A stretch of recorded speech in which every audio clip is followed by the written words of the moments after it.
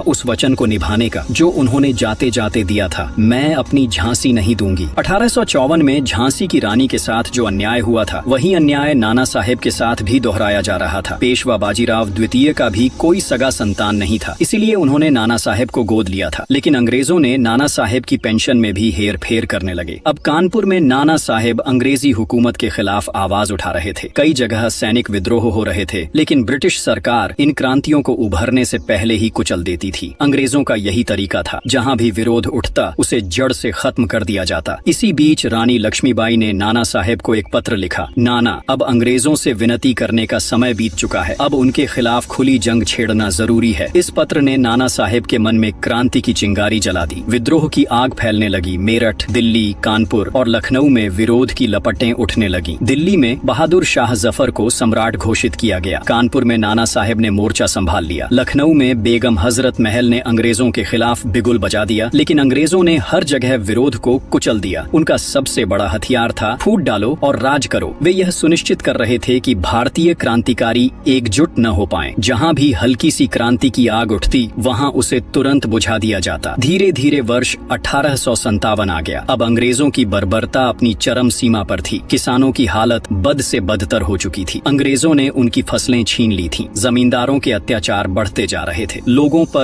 अत्यधिक कर लगाया जा रहा था। लेकिन भारतीयों के लिए सबसे बड़ा झटका तब लगा जब अंग्रेजों ने उनके धार्मिक विश्वासों पर हमला किया। ब्रिटिश सेना ने भारतीय सैनिकों को उस समय एक नई एनफील्ड राइफल्स दी थी। इन राइफल्स में इस्तेमाल होने वाली कार्ट्रिजों को मुंह से काटकर खोलना पड़ता था। कुछ दिनों बाद यह खबर आग की तरह फैल गई कि इन कार्ट्रिजों में गाय और सुअर की चर्बी मिली हुई है। ये हिंदू और मुस्लिम दोनों के लिए असहनीय अपमान था। जहाँ हिंदुओं के लिए गाय पवित्र थी, वे गायों को माता मानते थे, वे उसकी हत्या की कल्पना भी नहीं कर सकते थे। वहीं मुसलमानों के लिए सुअर हराम था, वे उसका स्पर्श भी नहीं कर सकते थे। यह खबर सुनते ही भारतीय सैनिकों में आक्रोश फूट पड़ा। यह सिर्फ एक कार्ट्रिज नहीं थी, ये भारत के आत्मसम्मान पर चोट थी। अब क्रांति की आग बस भड़कने ही वाली थी। उस समय ब्रिटिश ईस्ट इंडिया कंपनी की सेना में एक भारतीय सिपाही थे, जिनका नाम मंगल पांडे था। जब मंगल पांडे को पता चला कि अंग्रेजों ने उनके धर्म का अपमान किया है, तो उनका खून खौल उठा। उस दिन उन्होंने अपनी बंदूक उठाई और ब्रिटिश अधिकारियों पर हमला कर दिया। अंग्रेजों के लिए यह अप्रत्याशित था। उन्होंने तुरंत मंगल पांडे को गिरफ्तार कर लिया और मौत की सजा सुना दी। मंगल पांडे को 1857 को फांसी दी जानी थी, लेकिन ब्रिटिश सरकार डर गई। उन्हें लगा कि इतने बड़े विद्रोही को खुलेआम फांसी देने से सैनिक भड़क सकते हैं, इसलिए उन्होंने फांसी की तारीख 10 दिन पहले कर दी। 8 अप्रैल 1857 को ही मंगल पांडे को फांसी दे दी गई। लेकिन अंग्रेजों की यह चालाकी बेकार गई। मंगल पांडे की शहादत की खबर जंगल में आग की तरह फैल गई। अब भारत के हर कोने में गूंज रहा था, अब बहुत हो गया, अब क्रांति अवश्य होगी। मेरठ छावनी में भारतीय सैनिक बेचैन हो उठे। यह बेचैनी अब एक भीषण विस्फोट में बदलने वाली थी। 10 मई 1857 की रात